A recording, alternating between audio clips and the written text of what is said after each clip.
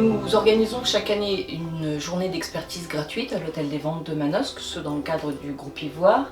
Et cette personne se présente à l'Hôtel des Ventes avec un rouleau de papier et souhaite m'interroger pour savoir si cette œuvre est un original ou une reproduction, un poster, une gravure. Et nous sommes arrivés à la fin d'une longue enquête et d'investigation quasi scientifique à la conclusion qu'il s'agissait bien d'un dessin original d'Henri Matisse. Quand Maître Principier est venu à Paris avec ce rouleau, nous l'avons déroulé ensemble et non seulement le dessin est apparu dans toute sa beauté, mais aussi ce qui m'a tout de suite intriguée, c'était les numéros qui étaient au dos. Il y avait des numéros avec la mention Vaux, PH et quelques numéros à coller. On sait que Vaux peut correspondre au photographe Marc Vaux. Marc Vaux a photographié de nombreux artistes, des ateliers et beaucoup de tableaux ou de dessins de peintres à la demande des artistes eux-mêmes. J'ai continué mes recherches et j'ai retrouvé les cahiers d'art de 1938.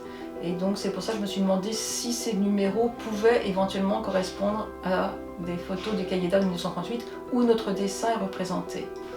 De là, j'ai continué les recherches et je me suis rendu compte que ce portrait était celui de Hélène Galitzine. À l'époque, c'était son jeune fille, Hélène Galitzine était Hélène Mercier.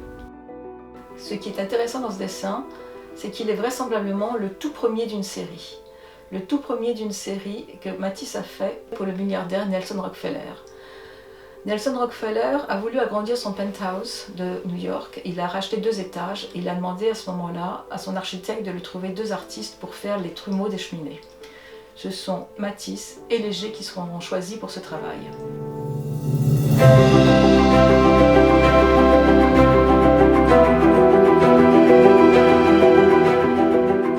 Ce dessin est rare par la beauté du modèle, ce dessin est rare par le trait incisif, ce dessin est rare par la qualité de l'estompage, ce dessin est rare par sa taille.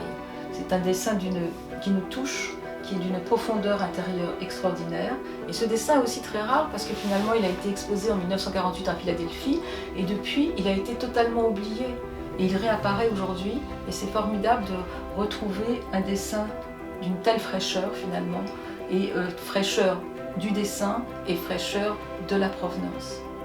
Je suis très heureuse de vendre ce dessin de Matisse à Manosque, lieu de sa découverte. Et grâce à Internet et aux réseaux sociaux, nous touchons des acheteurs partout dans le monde.